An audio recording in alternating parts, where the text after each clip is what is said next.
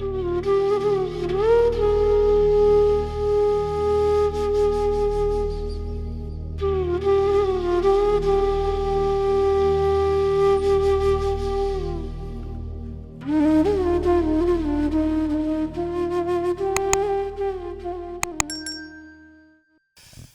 the last satsang I gave was, I think it was a fairly funny one. We shared stories about passwords and how most people have their passwords set to Guruji 7. It's been close to 2 years since then, and I hope most of you have changed your passwords. That said, the satsang and the stories I want to share today are not that funny, but at the same time, I have 3 messages which I just thought of, and I'm fairly certain that's Guruji giving me these messages to share, and that will be the gist of the story that I'll share today. One is, do not lose faith no matter what. Stay connected, make sure you do everything to stay connected, even if the signs are, hey, Guruji is not listening. That's number 1. Number 2 is, do not over-interpret or read too much into satsangs and stories of other, let's say,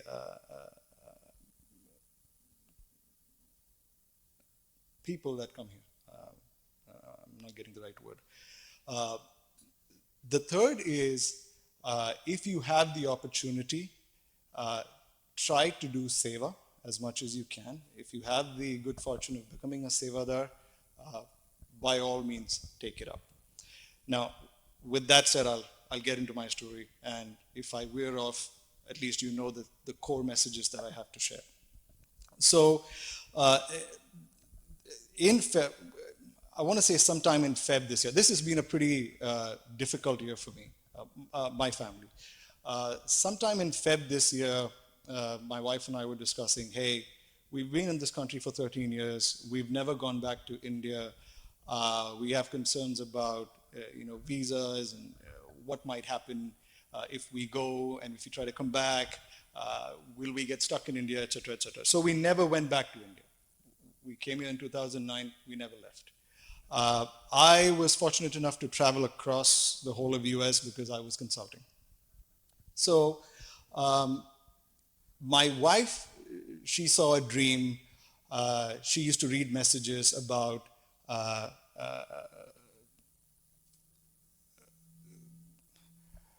people that would actually get opportunities to move to Canada, right? Their stories would center around, we got an offer, we got a job opportunity in Canada, this person moved to Canada, blah, blah, blah. So she'd tell me, I think Guruji is telling us to move to Canada.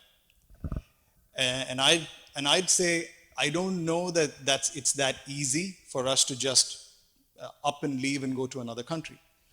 So I'm having a conversation with one of my directors, and he tells me, Praj, we have the head of IT and supply chain in Canada retiring. I think you'd be a good fit. Why don't you try for the job? So immediately I think, oh, this is Guruji telling me that I should apply for the job, right? Because I've been told that this is a message. And I'm like, sure, why don't I try? So in Feb, I apply for the job. As I go to apply for the job has been pulled. So then I reach out to my manager and I'm like, what happened to this job? He's like, oh, don't worry about it. We'll get it reposted. So the job gets reposted. I apply for it. I interview with the Vice President of Canada and then ultimately the head of Canada. So I work for a multinational pharma company. We're based everywhere. So the interview goes on. It takes a while. I move on to doing other things. I'm waiting for the feedback. I go through multiple rounds of interviews. I nail all of them. I think I nail all of them. And then I am tasked with doing an analysis for disaster recovery for the whole of US. Okay, so my manager basically said, Praj, we need you to tell us, are we prepared for disaster recovery as an organization? And there's a reason why I'm telling you this. So I'm prepared with my presentation. We're on a Teams call, the camera is on. I have about 6 directors and the vice president sitting there, and I just get to the first slide. And as I start the presentation, my wife walks up to me and she drops some mail, which we just got. And those were our EAD cards. So I'm not able to speak. So I have everyone looking at me, and I'm trying to get through my presentation, and my disaster recovery presentation becomes a disaster. True story, right? So I'm not able to get through the words, and I have to stop, and I tell them, I've just got some immigration news, I need a second. So they cancel the meeting. They say, Praj, take your time, we'll come back to you later. So as I'm waiting to go to Canada, we get our EAD. So I'm going back to my earlier message. Don't overinterpret what you read and what you hear. So now I'm contemplating, do I take this job? And then my wife decides, hey, we need to go to India. So she plans on taking a flight, going to India with the kids for the first time in 13 years. So May 24th, I'm still waiting for my offer. My wife decides that she wants to go for a trip with her friends, reunion in Spain. We have a difference of opinion. I'm like, I have to go for a training. You do it on your own. So I was supposed to drop her, but I decided against it and I went to the office. But there is a reason why I went to the office, and I figured that out later. Now this is where the story gets it starts getting a little difficult. Bear with me, please. So we're in the training session, and I have a colleague with me, older gentleman, Italian gentleman. He was in his 60s. I have a tendency to go out for a walk at 12 at noon every day as a rule. It's lunchtime, I go for a 4-mile walk, and I come back to the office. I have a tendency of dragging people along with me by telling them we work for a healthcare company, we need to be healthy. So I take this gentleman with me. We start going for a walk. We do about a mile, and he's like, Praj, I'm not as tall as you. I can't take steps as fast as you. You need to slow down. And I'm like, sure, why not? So we walk, we reach the front of the building, and it's at that time I'm thinking, I was supposed to drop Joe, but I'm here taking a walk with this guy. So he stops, he's like, how much did we walk? And I'm like, about a mile or so. I said, okay, let's continue walking. As we continue walking, out of the corner of my eye, I see him reach out his hand. I grab his hand, he falls down. I ask him what's happening. His last words were, I don't know, my head is spinning. He stopped breathing.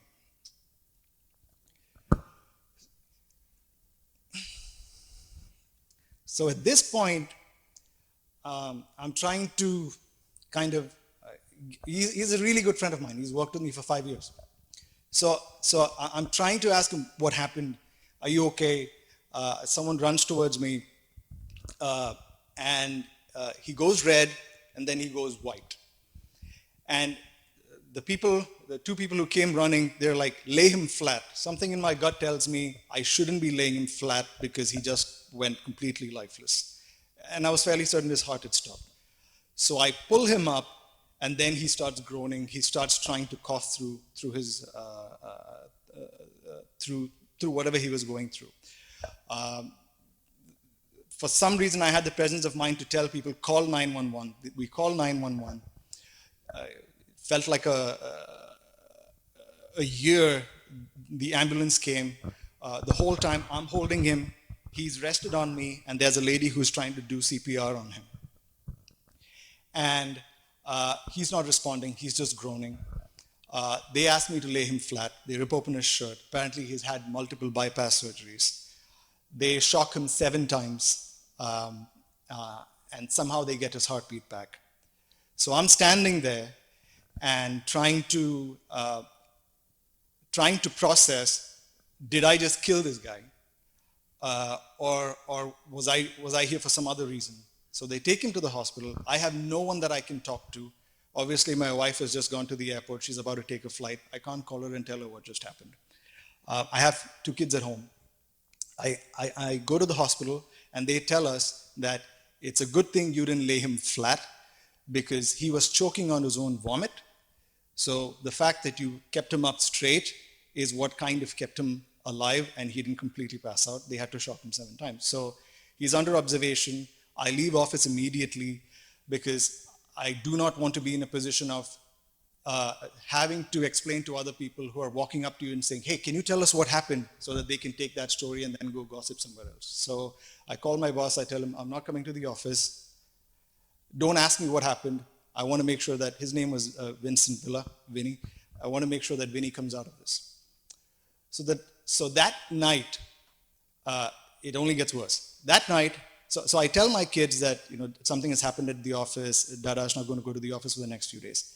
At 3 in the morning, I wake up to a retching sound. So I'm just at home with my 2 kids, and I listen to a retching sound, and I come out of my room. My son's throwing up on the floor at 3 in the morning because he has had food poisoning.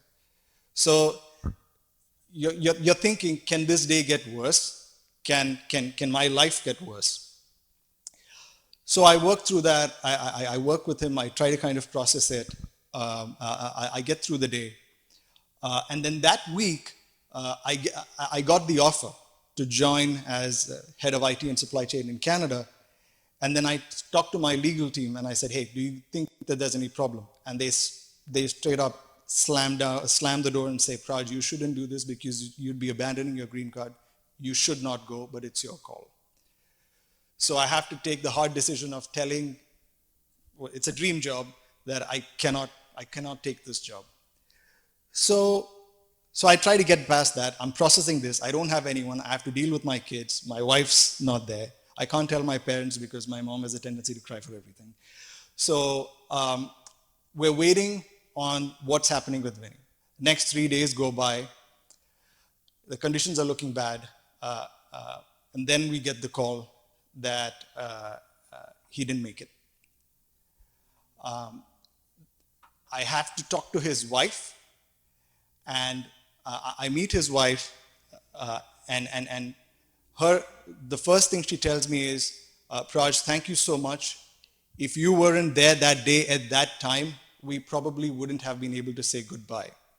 So my read from this, I'm in a much better place now, was I didn't go with my wife that day because my role or my job was to keep that gentleman alive so he could say goodbye to his family. At least that's how I choose to see it. Now, the next week, my wife comes back. In a week, she takes the kids and she goes off to India. So now, I'm all alone. I'm trying to process the fact that I've given up on a job.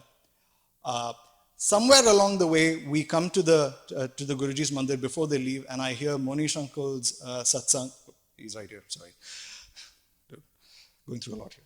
So his satsang is do seva, like try and do seva, and that stays with me. And I read that as, hey, maybe this is a way for me to kind of process what I'm going through. And I start taking more interest in trying to do what I can at the temple. So from that time on, there are a lot of you who have seen me here pretty much 3 days a week. I immersed myself in seva as much as I could. I would come here all 3 days of the week. I try and do every task that was given to me just because I was trying to get over things. And in that process, what I learned was seva and sevadars, they become your family. They help you to get through things without even knowing what they're doing for you. So you might be going through a lot, but it is important to stay true to your faith, despite what you're going through. And more importantly, understand that you have the choice to spiral out. I had the choice to say, well, I'm having a bad day, man. I need to grab a beer. I need to grab another beer with another friend. And I could have made that my life. What I chose was, I choose Guruji, I choose to come here. So the point I'm trying to make to all of you is, each of you might be going through your journey. You might be going through your sorrows. You might be going through things which you think no one else will understand. Just keep praying. You will get through it. I'm in a much better place now. I wanted to share the story. I was like, my day will come. And Devendra uncle just walked up to me and said, which of you want to give a satsang today? So today was my turn to share the story with you. I know I took a lot of time, but I hopefully shared the gist of what all of you should trust and follow. Yeah, that's pretty much it. Jai Guruji. Thank you all.